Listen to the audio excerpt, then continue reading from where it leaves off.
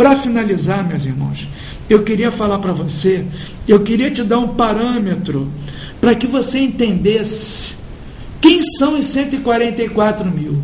Porque nesse período das trombetas é que estão sendo separados aqueles que vão servir a Satanás e também aqueles que vão servir a Deus. Eu queria que vocês abrissem lá em Apocalipse 14. Vamos abrir em Apocalipse 14, versículo 5. Eu vou lhe dar a principal característica desse grupo especial de pessoas chamado 144 mil. Já deixo claro que não serão os únicos salvos, tá bom? Existe muita confusão a esse respeito. Também se diz que são israelenses, meus irmãos. Já vimos que Israel, o Israel de Deus, não são aqueles segundo os laços de sangue, e sim aqueles que têm nos seus corações a lei escrita. É o Israel de Deus. Já falamos sobre isso na gravação anterior, não é verdade? Vamos ler então Apocalipse 14, versículo 5. Está escrito: e não se achou mentira na sua boca. Não tem mácula. Meu irmão, se não se achou mentira na sua boca, é porque eles são servos de Deus. Eles falam por Deus. Eles não ficam fazendo especulações. Eles guardam os mandamentos de Deus. Por isso que Deus pode usá-los, porque eles são fiéis. Ok? Então, meus irmãos, não fique dando ouvido a tudo que você está vendo, que está sendo pregado pela internet. A lei e ao testemunho. Se essas pessoas não guardam a lei, se elas não têm o testemunho de Cristo, se elas não obedecem a Deus, como é que você pode entender que elas são profetas de Deus? Não é verdade? Vamos atentar a esse respeito. Lá em 1 João, volta um pouco aí, vamos lá em 1 João, capítulo 2, versículo 4. Está escrito: aquele que diz, eu conheço a Deus, e não guarda os seus mandamentos, é mentiroso.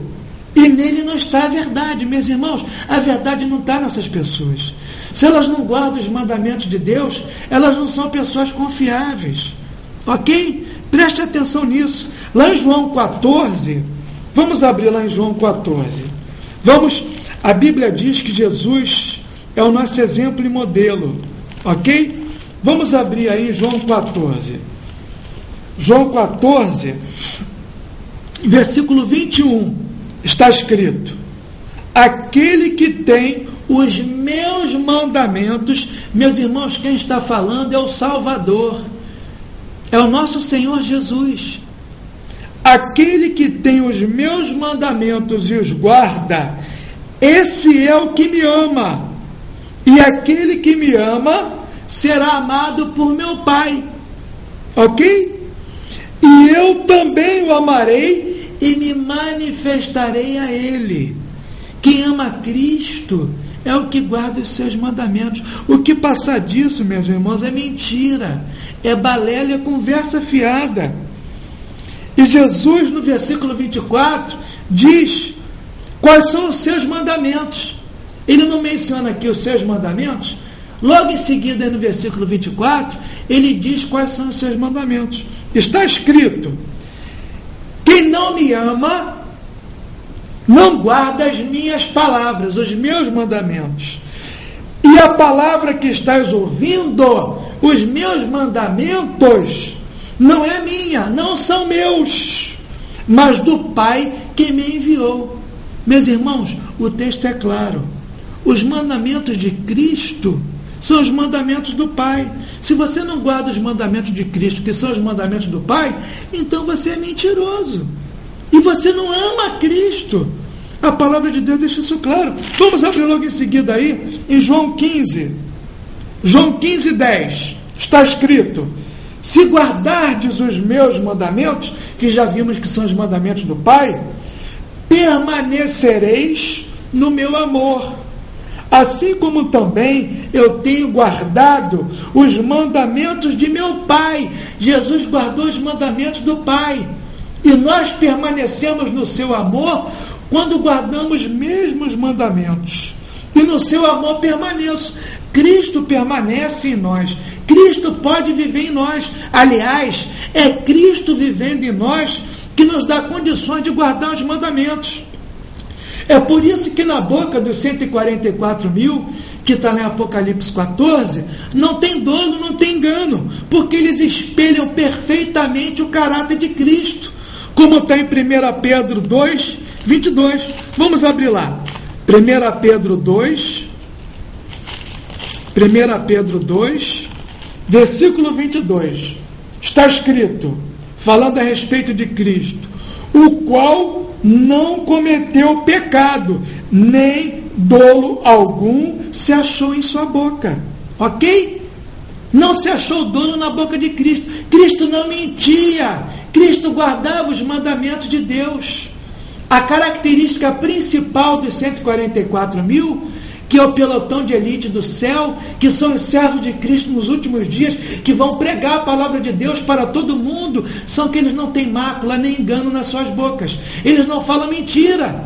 E nós vimos lá em 1 João 2,4 que aqueles que não guardam os mandamentos de Deus são mentirosos, porque eles não têm a Bíblia como a sua regra de fé e prática. Eles dizem que a Bíblia não vale de nada. Ou não é verdade? Eles estão vivendo a síndrome de Eva. Eles estão sendo agentes de Satanás. Meus irmãos, eu não estou dizendo que eles estão fazendo isso de forma consciente. São pessoas bem intencionadas, pessoas que querem fazer a obra de Deus, mas infelizmente foram enganados por Satanás como Eva foi enganada. E agora, assim como Eva, estão sendo agentes para levar outros ao engano, como Eva levou Adão. Ok? Estão sendo instrumentos de Satanás sem saber. Essa que é a pura verdade. Bom, para nós finalizarmos, meus irmãos, eu queria dizer o seguinte para vocês. Satanás, ele não vai ter uma segunda oportunidade de enganar o mundo inteiro. A Bíblia diz lá em Apocalipse, vamos abrir lá, Apocalipse 17. Presta muita atenção no que nós vamos ler agora. Ali diz que toda a terra irá se maravilhar. Lá em Apocalipse 13 diz que toda a terra irá se maravilhar. Meus irmãos, o cenário aonde o oitavo vai vir não é como nós estamos agora, quando está tudo bem, está tudo em paz. Não é nesse cenário que ele vai aparecer. Ele vai aparecer num cenário de destruição. Ele vai aparecer depois das trombetas acabarem com o terço desse planeta. Ele vai aparecer depois que uma guerra entre vários países no Oriente Médio levou o mundo ao caos. As pessoas estarão desesperadas, as pessoas estarão gemendo de dor. É nesse cenário que ele vai aparecer. E aí vem uma outra falta de entendimento das pessoas a respeito da marca da besta. Elas dizem que a marca que é da besta é o microchip. Meu irmão, microchip é a marca da tecnologia. Microchip não é a marca da besta. A marca de autoridade da besta é trocar a lei de Deus. A Igreja Católica se coloca acima de Deus, como Satanás lá em Isaías 14 quis se colocar. E por isso ela mudou, a Igreja Católica mudou a lei de Deus. É a sua marca de autoridade. A marca da besta é mudar a lei de Deus. E mudar a lei de Deus, onde está escrito lá em Daniel 7:23, nos tempos e na lei. Deus determinou um dia que seria o seu dia, que é o 7º dia da criação. E Satanás, através da Igreja Católica, diz que o dia correto de adoração é o 1º dia. Isso que é a marca da besta. Agora, o domingo hoje não é a marca da besta, porque não está sendo imposto como lei. Quando o cordeiro, que são os Estados Unidos da América, falar como um dragão, como está em Apocalipse 13:11, e como que um país fala? Um país fala quando emite uma lei. Então, quando os Estados Unidos da América emitiu o decreto dominical, e logo em seguida morre Bento XVI, e após 30 dias tem o terremoto, e depois as trombetas, começa a grande tribulação, Então, um país para falar tem que emitir uma lei. Então, em Apocalipse 13, 11, ali é emitido o decreto dominical. Então, ali tem início a grande tribulação. Repare que somente no versículo 17 é que é imposta a marca da besta.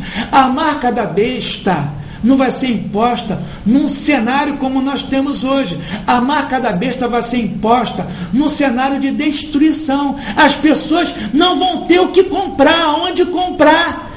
E quem vai monopolizar, quem vai manipular o controle de tudo isso, vai ser o Estado. Não só o Estado americano, mas todos os estados do mundo, porque o mundo vai estar em 10 blocos, cada um com um rei.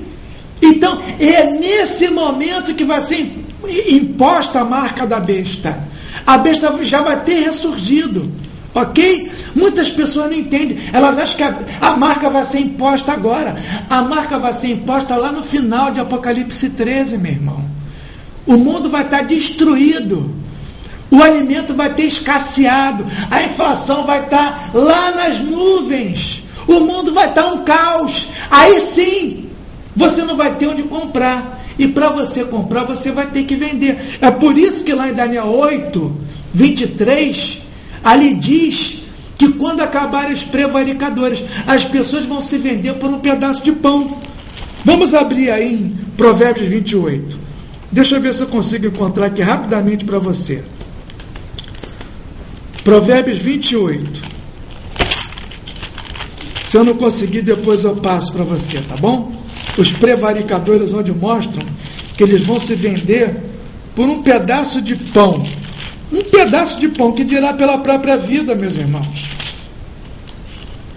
Provérbios 28, versículo 21.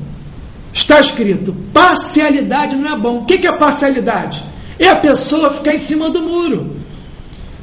Porque até por um bocado de pão o homem prevaricará. Não está escrito lá em Daniel 8 que quando os prevaricadores acabarem, surgirá o 8º, as pessoas vão se vender por um pedaço de pão, ok? Então é nesse cenário que vai surgir o 8º. E para finalizar, vamos abrir em Apocalipse 17. Eu quero lhe mostrar uma coisa para você entender o tamanho, a grandeza da contrafação, o tamanho do engano. Ali no versículo 8 de Apocalipse 17, está escrito: a besta que viste era e não é. Era e não é. Fala a mesma coisa lá no versículo 11.